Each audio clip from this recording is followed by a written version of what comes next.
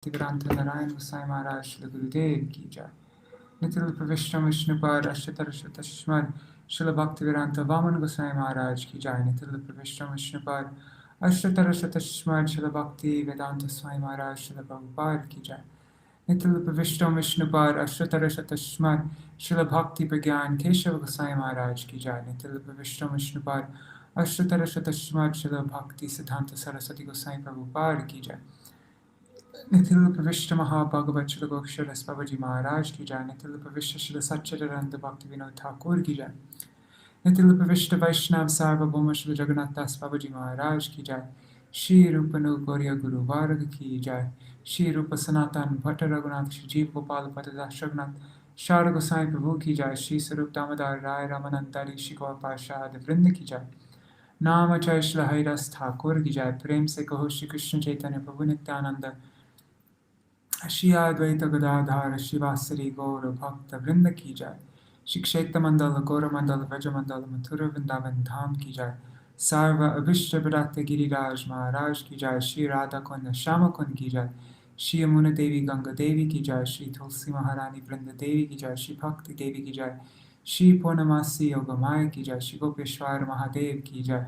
Shri Harinam Sankirtan ki jai. Ananta Koti Vaishnava Vrinda ki jai. Samagata Gaura Bhakta Vrinda ki jai. Shri Kesha Vrat ki jai. Vrat Palan Kari Bhakta Vrinda ki jai. Ananta Koti Vaishnava Vrinda ki jai. Samagata Gaura Bhakta Vrinda ki jai. Shinitai Gaur Premanande Hari Hari Bol. Put that GDP logo up there. Alright.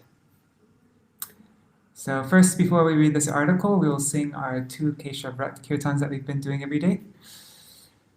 First, Shri Vrinda Devashtakam by Srila Vishwanath Chakravarti Thakur. Oh, and just see Radhe Radhe Gargraj Ji and Krishna Shil Haribol.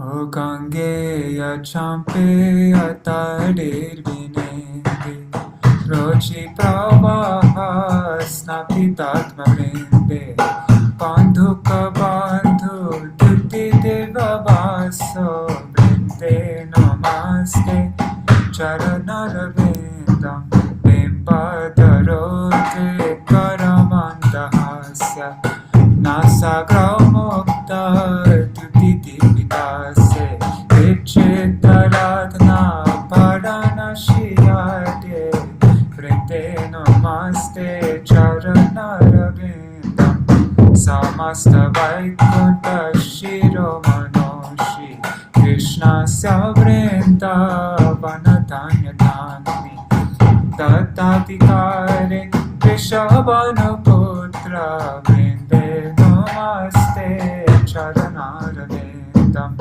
Tvaragya Pallava Pushpa Bringa Mrigati Virmadava Keli Kunja Madhvadi Virpanti Vibhushamana Vrinde Namaste Charanarvindam Tadiya Dutena Nikunjayunun Adyutkayo Keli Vilasa Siddhi Vatso Bhagam Kena Niruchatam Tarvinde Namaste Charanarvindam Rasa Vilasho Vasatishcha Vrinda Vane Karishan Grisaroja Seva Labhya Chapum Sam Kripaya Tavaiva Vrinde Namaste Charanarvindam Tam Kirtya Se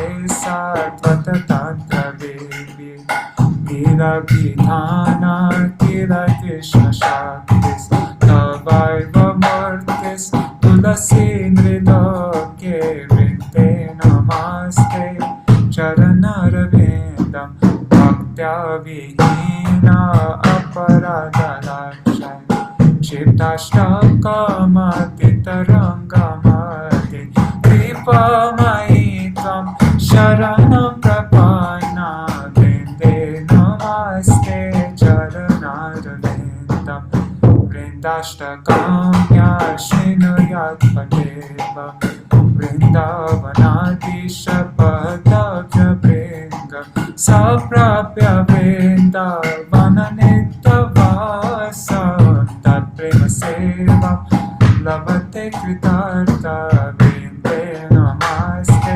charanarvindam vrinde namaste charanarvindam jaya vrinda devi jaya vrinda devi vrinda devi jaya vrinda devi jaya tulsi maharani jaya vrinda devi tulsi maharani jaya vrinda devi. Shri Keshavashtakam by Srila Rupa Gosvāmī. Nava priya kamanjari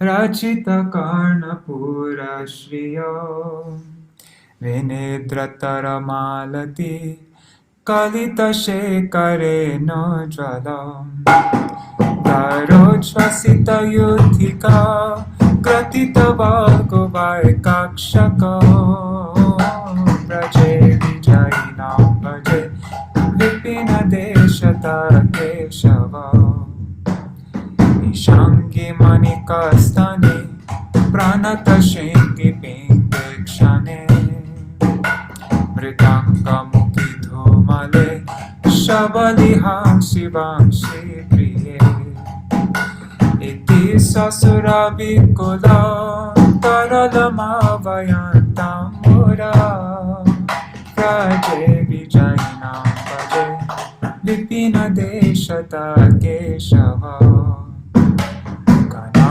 pranaya meduran o madura narma goshti kala vilasa nilayan milan vivida vesha vedotina satkena kila saraya patishuhasayantam kira praje vijayinam bhaje vipina deshata keshava shamambu kanikavani taravinida kantantaram samura giridhatuvir likita charupantram puram udancharali mandali tuti vidam vivakralaka praje vijayinam bhaje vipina deshata keshava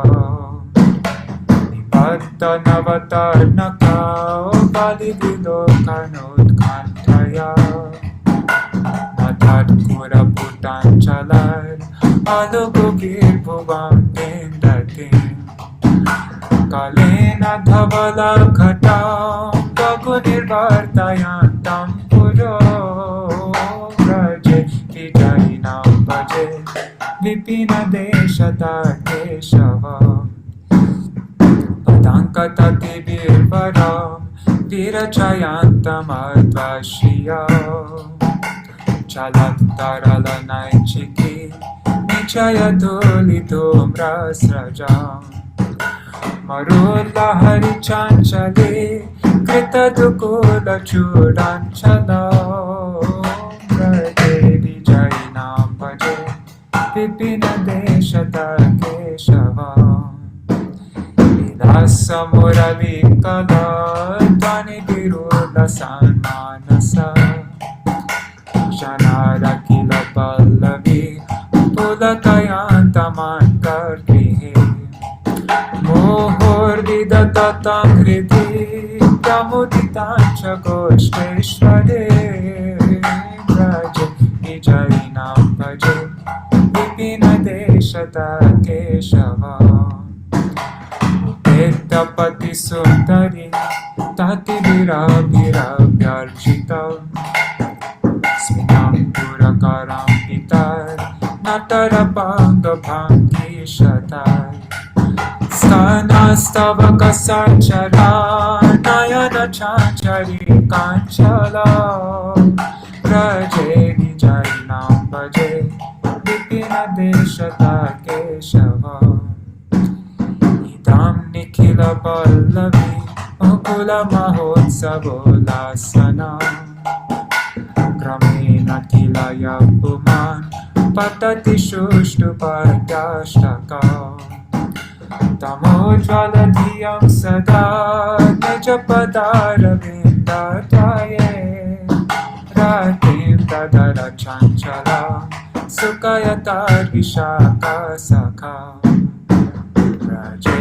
Vijayinam Pave Vipina Deshata Keshava Raje Vijayinam Bhaje Vipina Deshata Keshava Raje Vijayinam Bhaje Vipina Deshata Keshava Raje Vijayinam Bhaje Vipina Deshata Keshava Oh Jaya Keshava De Jaya Keshava De Keshava De Jaya Keshava De Jaya Keshava De Keshava De Keshava De Jaya Keshava De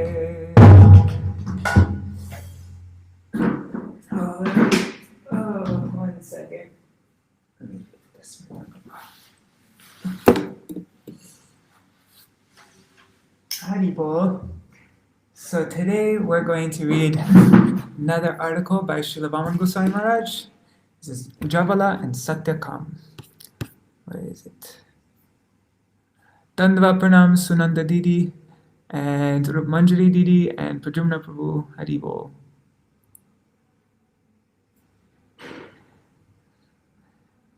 Jāvālā and Satyakāma.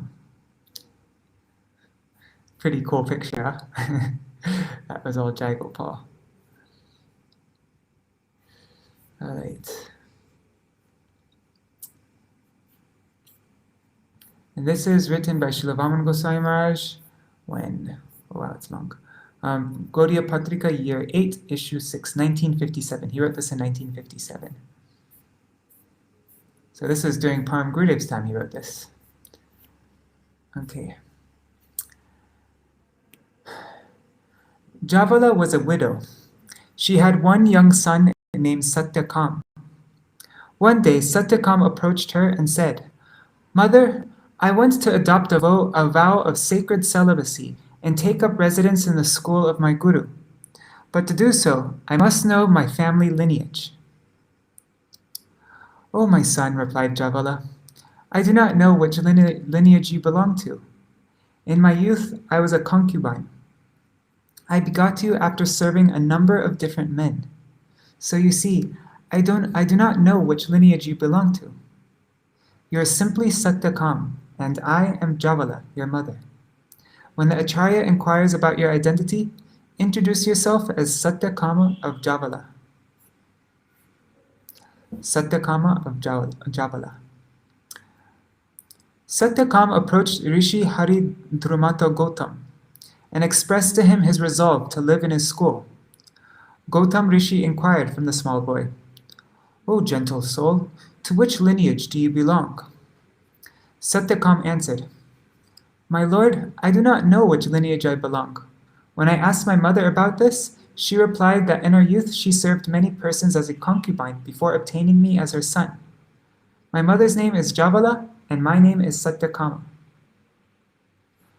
Gautam Rishi became immensely satisfied to see the child's honesty and steadfast devotion to truth. He therefore said, "One who is not of Brahminical lineage could never speak with such simplicity and truthfulness. Gather wood for a sacred sacrificial fire. I shall bestow upon you the sacred thread of a Brahman. You must never sway from the truth." The science of oaths. Rishi Gautama then granted Satyakāma the sacred thread. And thereafter, he entrusted the boy with responsibility of special service. The Rishi led 400 malnourished cows from the cowshed and instructed Satyakāma to herd them in grazing pastures and to care for them in all respects. As Satyakāma was setting out with the cows, he promised his guru, "I shall not return until the number of cows in this herd has swelled to 1,000 strong." The science of the absolute. Satyakāma herded the cows for many years, serving them with all his heart. Gradually, the number of cows in the herd grew until it approached 1,000. One day, the wind god entered a bull from the herd. The bull then spoke to Satyakāma. "O gentle one, our numbers have reached 1,000. Now you can lead us back to the Acharya's dwelling." The bull continued. The eastern, western, northern, and southern directions comprise the first quarter of the opulence of the Absolute Truth, Brahma. He who worships the fourfold directions of the Absolute Truth as Prakashvan, the source of all illumination, shall attain to the planets of light in the afterlife. Soon, the God of Fire will describe the second quarter of the Absolute Truth's opulence.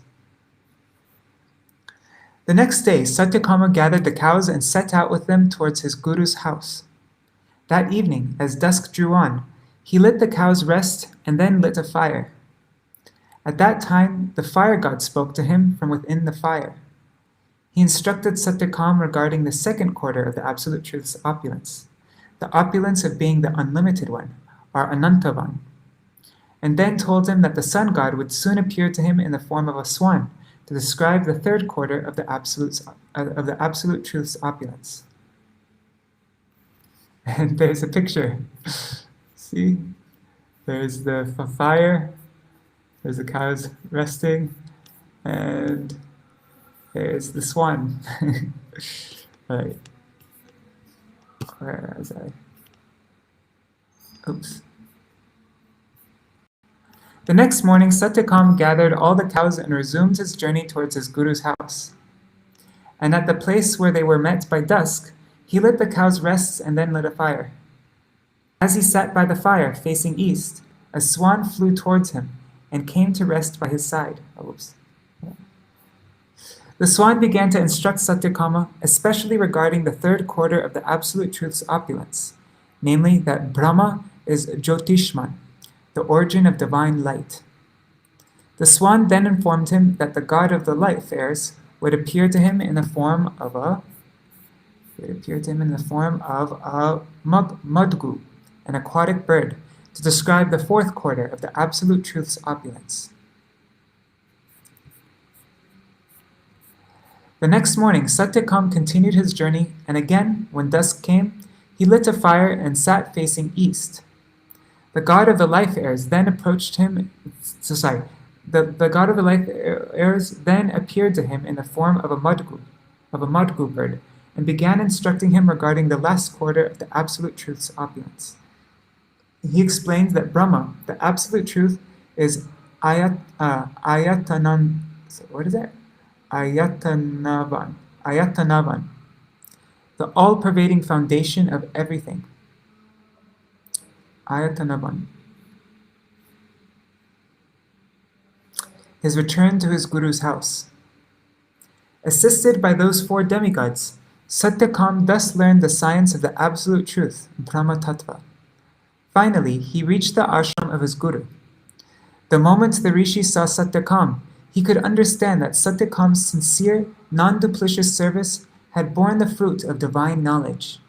He had become Brahmavit, a knower of the Absolute Truth. Gautam Rishi addressed Satyakāma.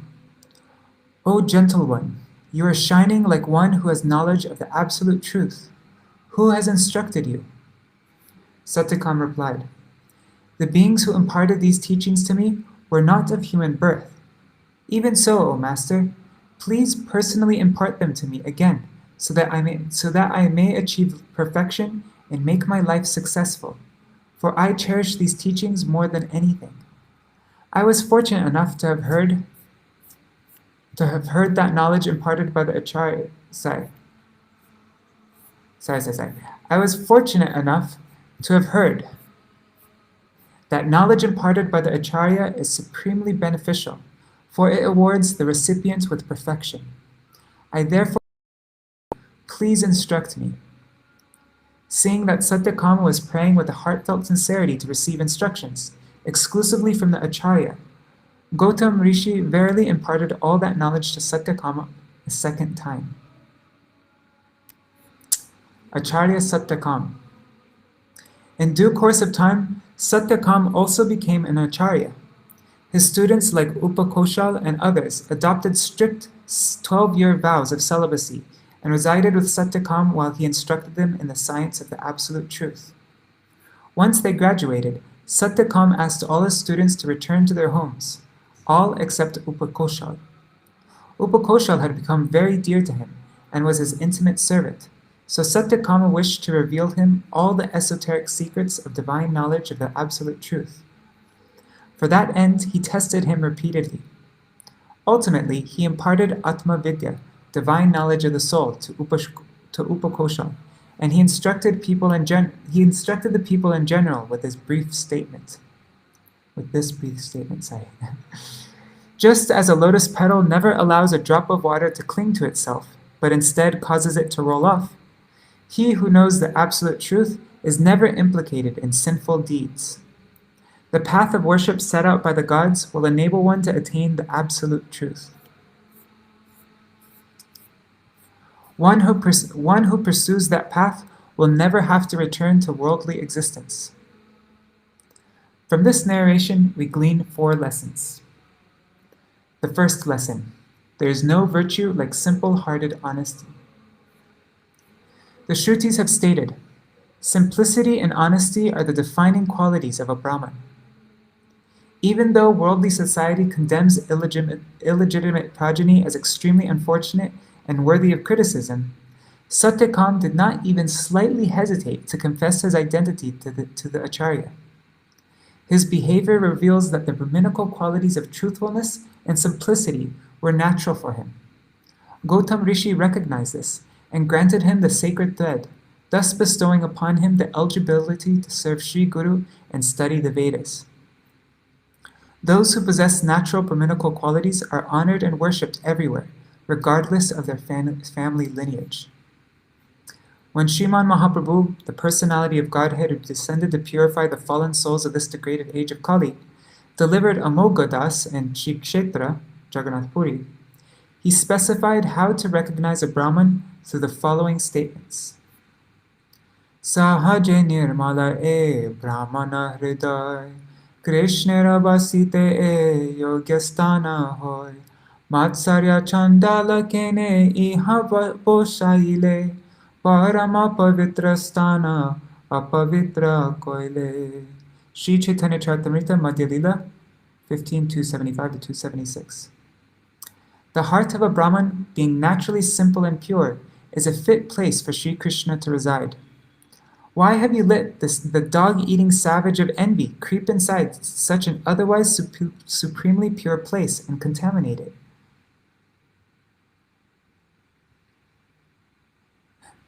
The dog-eating savage of envy.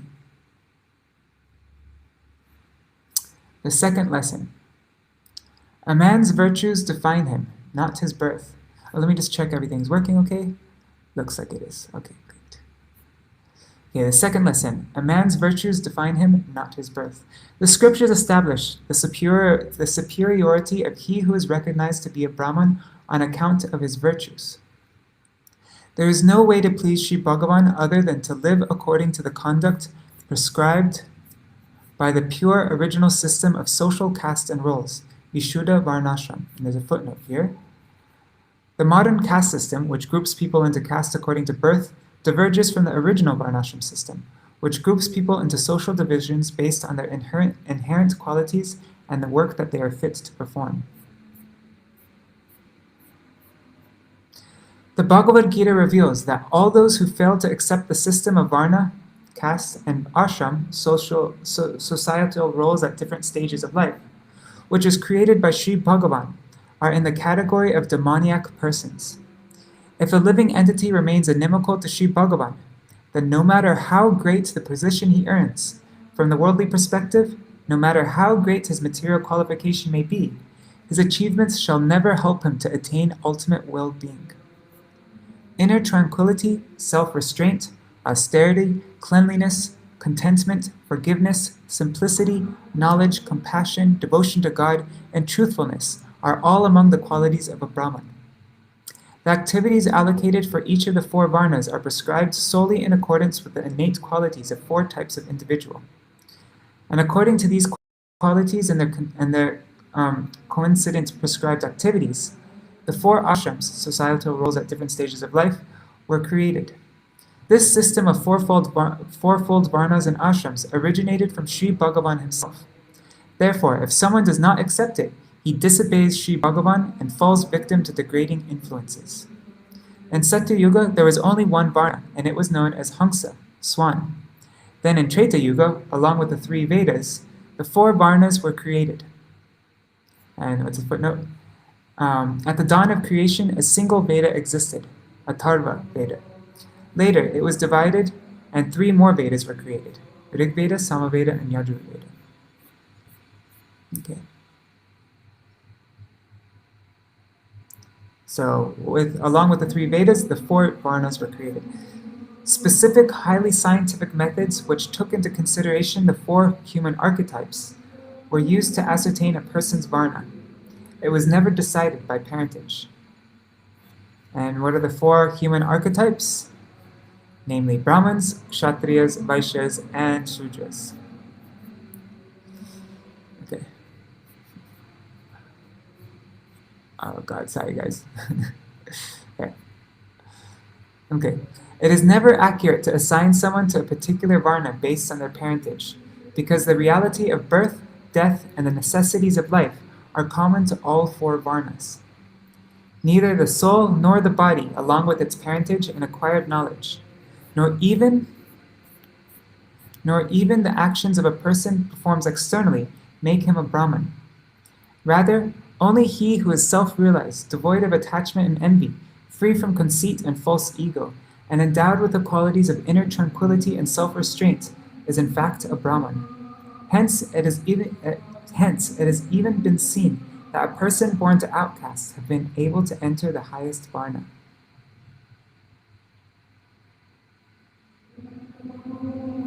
This is really important for me also, because I am quite, anyways, I'm quite proud to have parents who are Prabhupada disciples, but just having, anyways, so this is feeling really relevant to me also.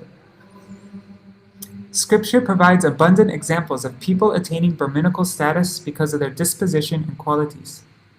If someone has the qualities of a Shudra, despite being born to Brahmin parents, or the qualities of a Brahmin despite being born to Shudra parents, then his caste must be assigned according to those qualities, regardless of his parentage. In Śrīmad Bhagavatam 7.11.35, the verse beginning Yasya Yat Lakshanam Proktam establishes the superiority of ascertaining Brahmanhood through a consideration of one's innate disposition, or through absolute spiritual considerations. Determining a person's varna in accordance with his degree of inner tranquility, self-restraint, and so on is the subtle scientific methodology prescribed by Scripture. If qualities such as inner tranquility and self-restraint are evident in someone, Scripture dictates that even if he was not born to Brahmin parents, his varna should be determined by his manifest qualities, while his ordinary parentage should be overlooked. It is written in Mahabharata, Shri Parvati Devi was pondering how the other 3 varnas, such as the Kshatriyas, warriors, might attain the qualities of a Brahman via their own respective natures. She inquired about this from Jagadguru Sri Shambhu, the greatest of Vaishnavas, who instructed her on the method of ascertaining a person's varna according to their nature and characteristics. In the context of the story of Dharma Vyada, the Mahabharata also confirms that even a person born of the lowest caste is to be deemed a Brahman, if he is resolute in proper conduct, honesty, and religious duty, for it is a virtuous character alone that makes someone a Brahman. Scripture states that those who have twice borne Brahminical status, Dvija, but who are violent and greedy, who earn their livelihood by any means, even unscrupulously, who persistently indulge in unholy foodstuffs not fit to be consumed by a true Brahman, who are unclean, and who have abandoned their Vedic dharma, are called Shudras. Matsya Mangshe Sada Lubda Vipra Nishada Uchate. So-called Brahmins who are greedy to feast on fish and meat are called Nishada Brahmins, wild outcast hunters in the guise of Brahmins. The scriptures condemn those who know nothing of the absolute truth but conceitedly flaunt the threads they ceremoniously received, designating their Brahminical status by calling them Pashu Vipras, animals dressed up like Brahmins. A so-called Brahmin who cooks for Sudras, sells the holy name for profit, and sells his knowledge for monetary gain is compared to a defanged serpent. In other words, his performance of rituals and sacrificial ceremonies shall bring no good to the household families that employ him. Though he may perform many sacred rituals meant to benefit someone in their next life, those rituals never yield the proper results. This is the version of scripture. Persons of all four varnas, the priests, the warriors, the businessmen, and the artisans, perpetually debate over who among them is superior and who is inferior. Sri Tulsidas, a devotee poet, says, Brahman, Kshatriya, Vaishya, Shudra, sab koe karata vichar, Tulasi kohe hari na bhaje, ta charo chamar. Hari bhaje ta charo jata, milkar ek varnan ho jaya, ashta dhatu mein parasha lagawe, sorry, eko mul se bikaye. Sorry, I butchered that.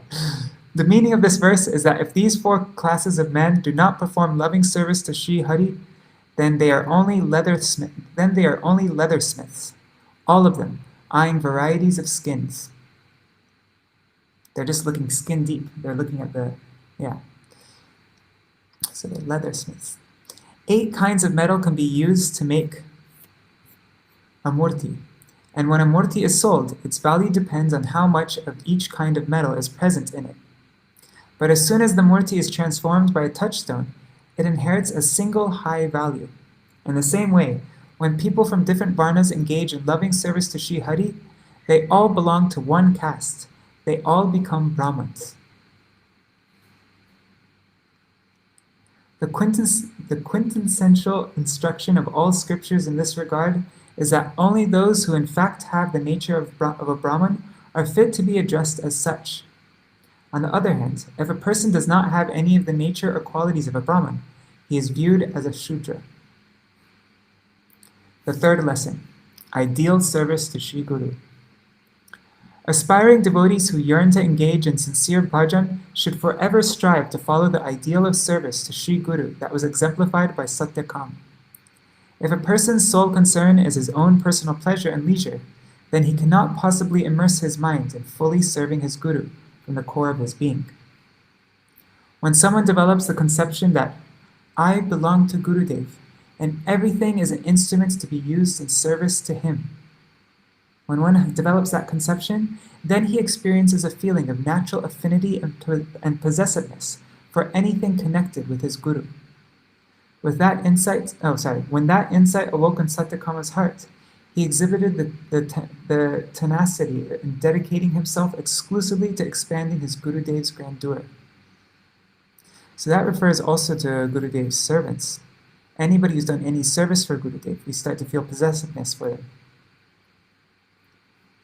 For any things and any people also. Even if that person is not nice to us, even if that person hates us, but if that person did service to Sri Guru, then we feel mamata for that person even.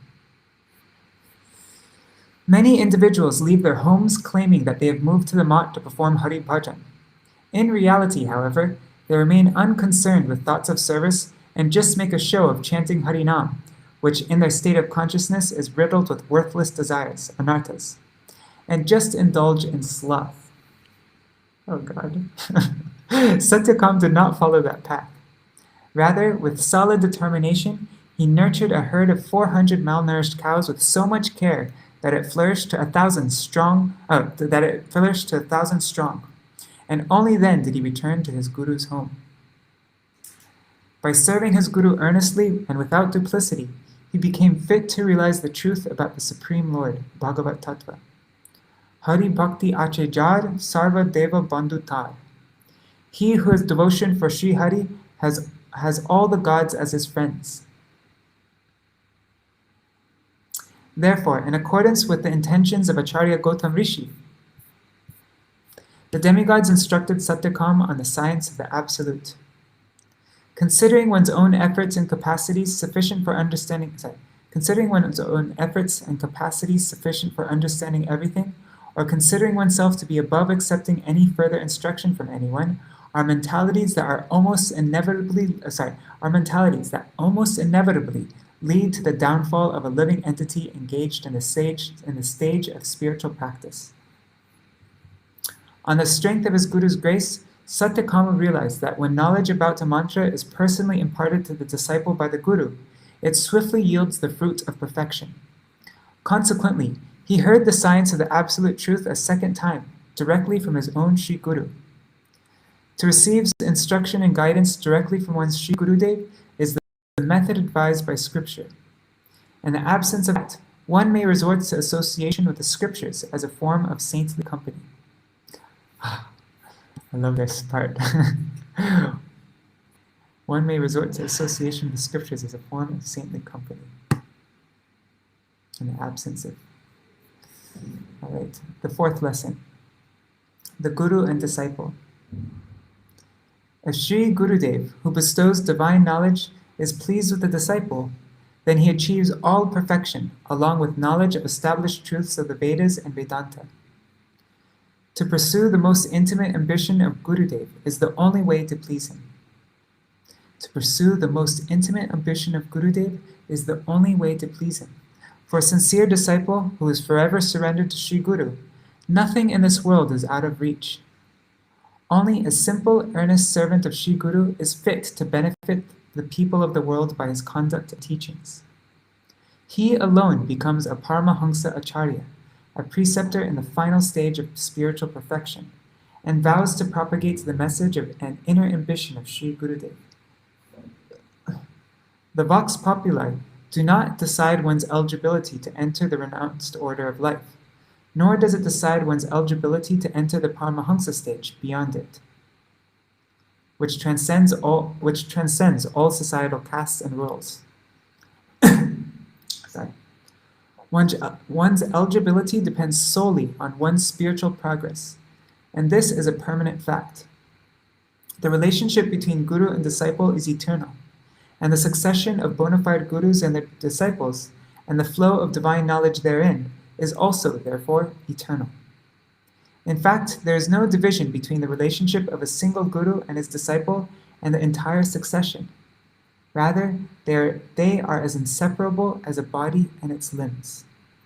Translated from Sri Gaudiya Patrika, Year 8, Issue 6, 1957. Whoa, wait, let me just...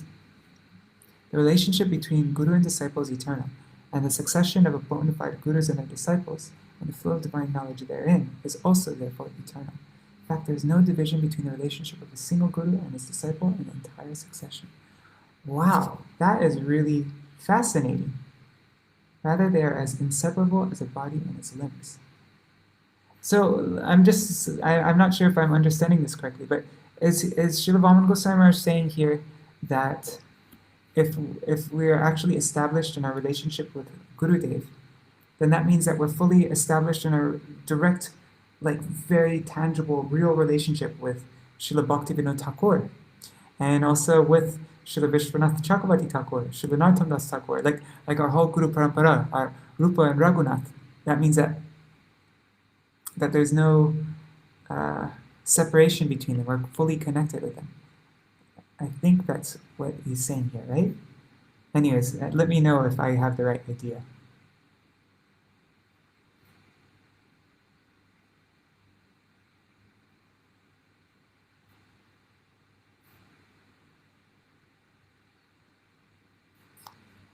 All right.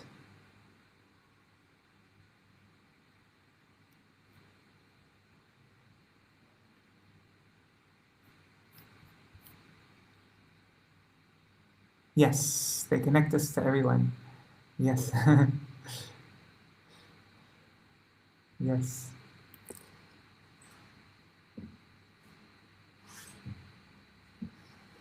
That was something that Sundar Gopal wrote that I really like. Oh, can I read it?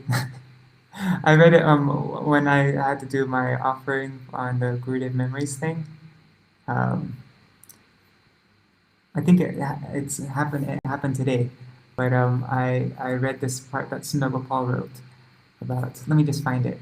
Where is it? I might not be able to find it. Just give me a second here. It's so beautiful. Let me look. It was in 2011. I think it might be in 2011. Yes, Puja edition. Let's see. What page? And if anybody wants to go, you can go now also. Yeah, I don't want to hold up anybody. Okay, so 123. Let's go to 123.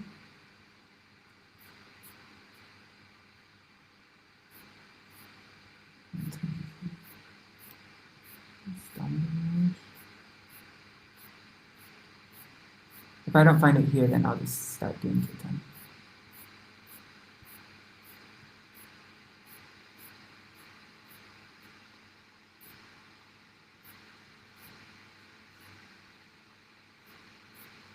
Anyhow, okay.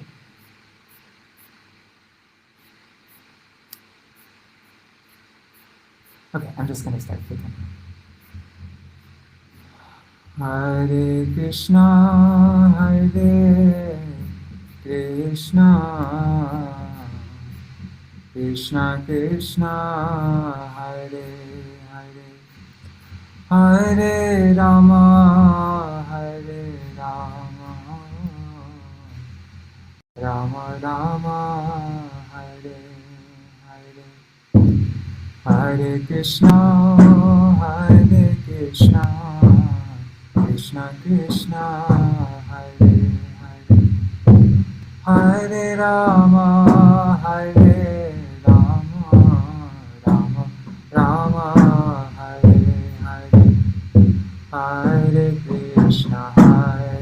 Krishna, Krishna Krishna, Hare Hare, Hare Rama, Rama Rama, Hare Hare, Hare Krishna, Krishna Krishna, Hare Hare, Hare Rama, Rama Rama, Hare Hare, Hare Krishna, Krishna Krishna, Hare Hare, Hare Rama, Rama Rama, Hare Hare, Hare Krishna, Krishna Krishna, Hare Hare, Hare Rama, Rama Rama, Hare Hare, Hare Krishna, Krishna Krishna, Hare Hare, Hare Rama, Rama Rama, Hare Hare, Hare Krishna,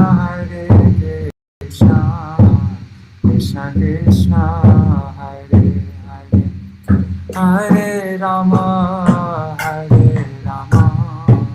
Rama Rama, Hare Hare,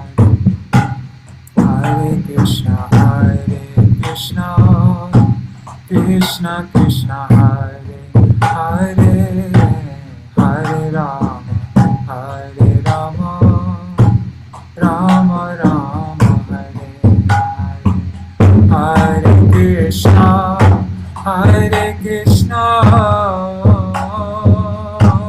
Krishna Krishna, Hare Hare, Hare Rama, Rama Rama, Hare Hare, Hare Krishna, Krishna Krishna, Hare Hare, Hare Rama, Rama Rama, Hare Hare, Hare Krishna, Krishna Krishna, Hare Hare, Hare Rama, Rama Rama, Hare Hare, Hare Krishna, Krishna Krishna, Hare Hare, Hare Rama, Rama Rama, Hare Hare, Hare Krishna, Krishna Krishna, Hare Hare, Hare Ram, Ram Ram, Hare Hare, Hare Krishna, Krishna Krishna, Hare Hare, Hare Ram, Ram Ram, Hare Hare, Hare Krishna, Krishna Krishna, Hare Hare, Hare Ram, Ram Ram, Hare Hare, Hare Krishna, Krishna Krishna, Hare Hare, Hare Ram, Ram Ram, Hare Hare, Hare Krishna, Krishna Krishna, Hare Hare, Hare Rama, Rama Rama, Hare Hare, Jaya Guru Deva,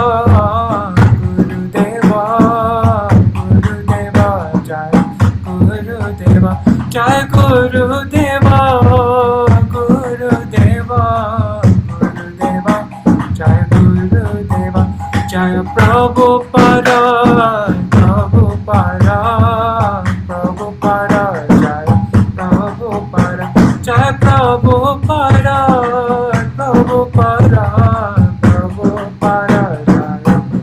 Nitai Gaur Hari Bol, Hari Bol, Hari Bol, Hari Bol, Nitai Gaur Hari Bol, Hari Bol, Hari Bol, Hari Bol.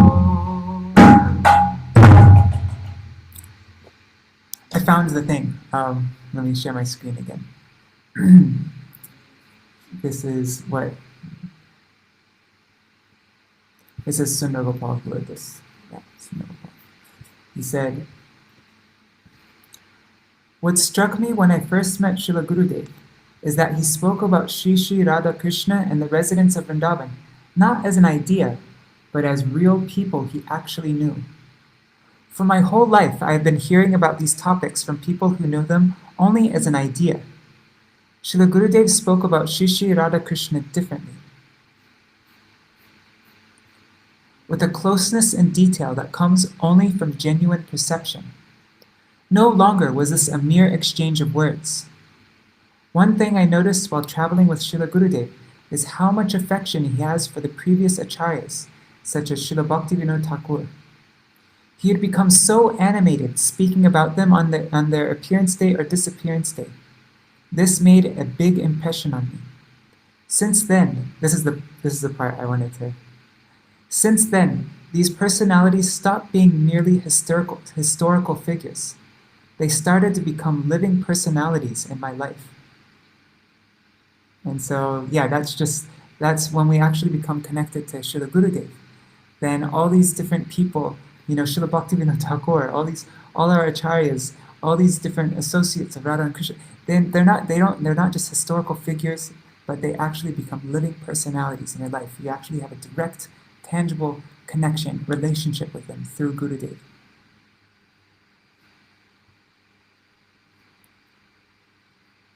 I really love, anyways, this is a little bit off the topic, but I love this last part.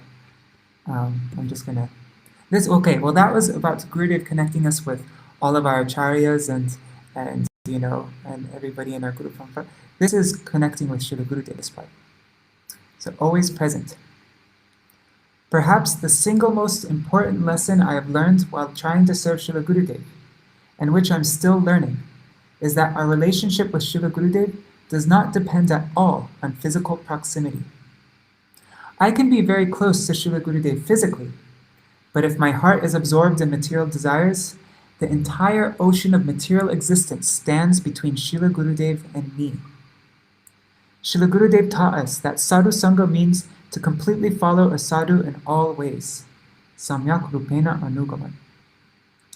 If we are a true disciple, if we are following his instructions fully in all ways, there is no separation between us and Srila Gurudev. This is not a relationship bounded by time and space. Srila Gurudev once explained, just as there is no separation between Krishna and the gopis at any time, and yet at the same time they feel separation from each other, so the spiritual master is never separated from the disciple. However, this is true only if we become a disciple more than in name only. Śrīmad Bhakti Siddhanta Goswami Mahārāja explained, a genuine disciple is just as rare as a genuine guru. Only at the time of Sri Gurudev's disappearance can one recognize the actual identity of his disciples. One can then understand who has approached Sri Guru with what intention. If the disciple's heart is not clean, Sri Guru's heart does not reflect in it.